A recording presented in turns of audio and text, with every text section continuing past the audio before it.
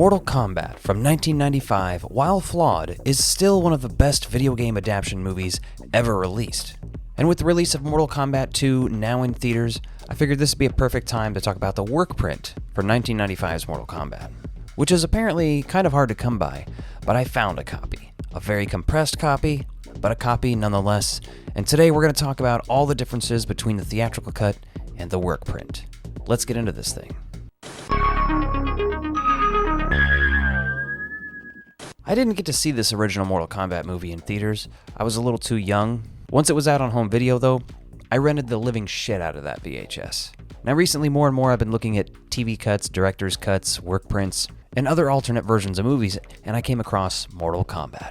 I did a bunch of research and there's a bunch of things I wanted to look for that people talked about seeing in Mortal Kombat in theaters, but not ever seeing again on home video.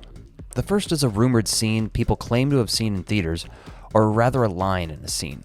When Johnny Cage, Sonya, and Liu Kang arrive on the island, they come across Kitana, who stares at Liu, and Johnny Cage says, "You know, when a woman looks at you like that, it usually means something." To which I found more than one person claiming they remember Sonya saying something like, "Yeah, it means she's a bimbo," or something right afterwards.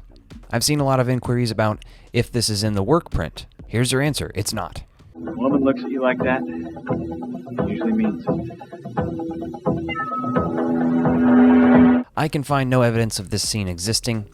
Doesn't mean it doesn't, but I didn't find anything. There was also a rumored line spoken by Johnny Cage where he's apparently giving Art a pep talk before he fights Goro. Again, I didn't see this in the Workprint, so who knows. But let's take a real deep dive into this Workprint and talk about all the differences, because there's some real fascinating stuff here. The Workprint starts with the theme song, a shorter version of the intro in the theatrical version. The Workprint also has like a different font logo that's more in line with the video game logos. Some of the bigger changes you'll notice are the sound mix.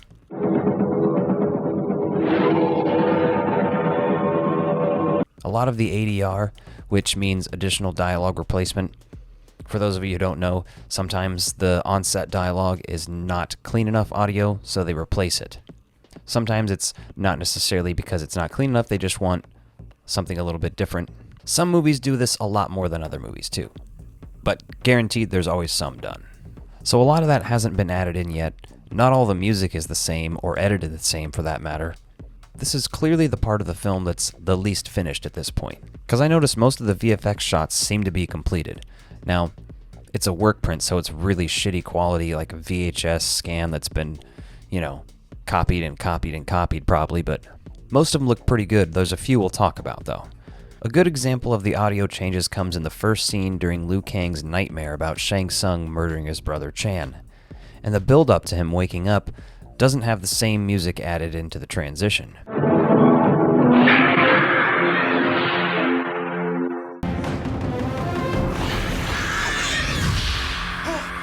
Now I've seen this movie enough times that it's easy to pick out changes in the Workprint because the sounds and flow is memorized in my brain almost like a song, and I know some of you out there know exactly what I mean. This makes it easy to pick out the on-set sound during the fight between Liu's brother and Shang Tsung. Another place this is obvious is the scene with Sonya looking for Kano and the sound effects of the gun.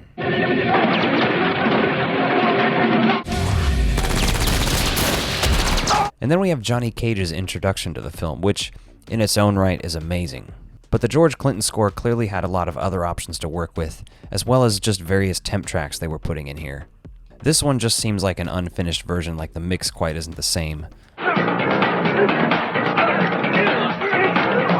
Then when Liu Kang shows up to the temple, again you can tell the dialogue cadence is different, but the scene is the same. Liu Kang has been given the dream. He is the chosen one. Liu Kang has been given the dream. He is the chosen one. Because they haven't done the ADR yet. But here's one of my favorite changes. I can't play a bunch of this music, but real quick, I want you to see if you can recognize the music from this scene with Scorpion and Sub-Zero being introduced. Scorpion and Sub-Zero. Yeah, that's the music for the T-1000 in Terminator 2. Again, it's clearly just placeholder music, it's a Workprint after all. They're putting this music here to try to show the vibe they wanted for the music that was going to be ultimately in that scene. It's just hilarious that they chose Terminator 2, the T-1000.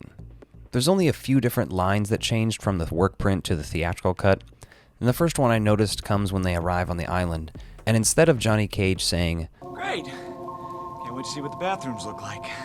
in the theatrical cut, in the work print he says, You think they have room service? honestly, it makes sense that the dialogue that Johnny Cage has would be changed the most. They want to workshop what they think is the funniest stuff that this guy could say. So let's talk Goro. Goro's voice isn't finished for this version. Some scenes he sounds more like Zordon from Power Rangers. Shang Tsung is a great sorcerer. Why is cultivating his favorite? Because they put some excessive effects on his voice.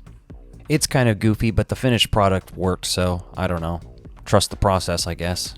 And some of the music in this just hits different, like the synth stuff when Raiden scares the henchmen away. I don't think so.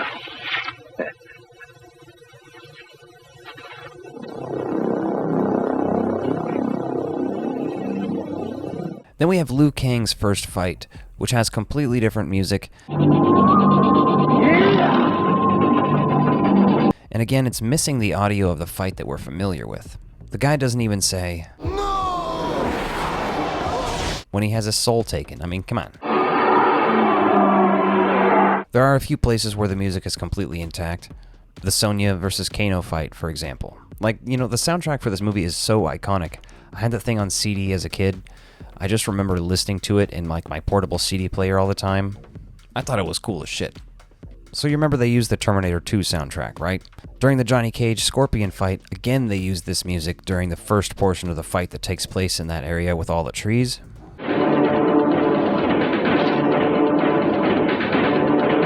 Get over here! Now it does switch over to the same song once they go over to like little Scorpion's lair or whatever.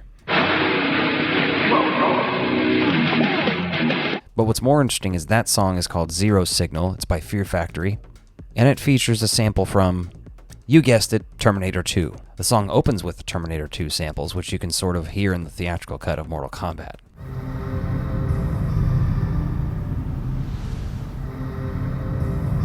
Honestly, that's just a cool factoid, if you ask me. I thought others would like to know. Then when Scorpion takes his mask off, the transition looks like it wasn't completed yet for this shot, which is one of the only VFX shots I noticed that wasn't complete. Goro is also very amusing in the work print. He says a lot of stuff he doesn't in the theatrical cut.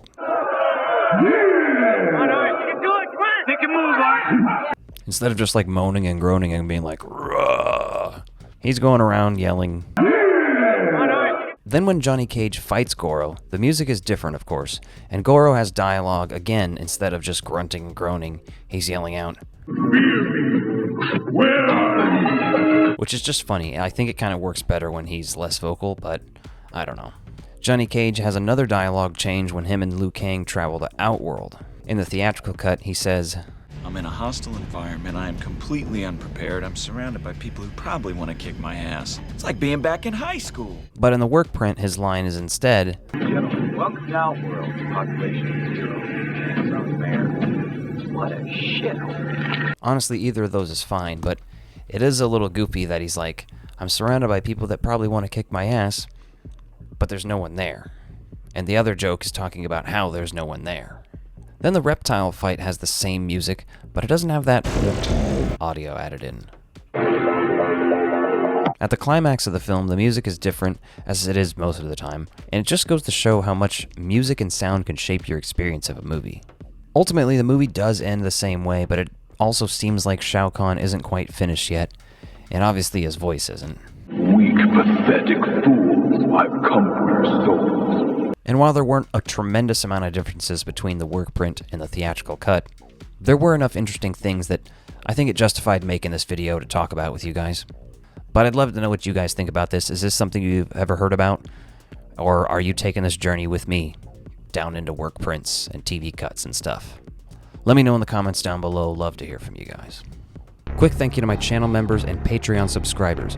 If you want more ecto-violence, including exclusive videos and behind-the-scenes content, become a member by clicking the links in the description below.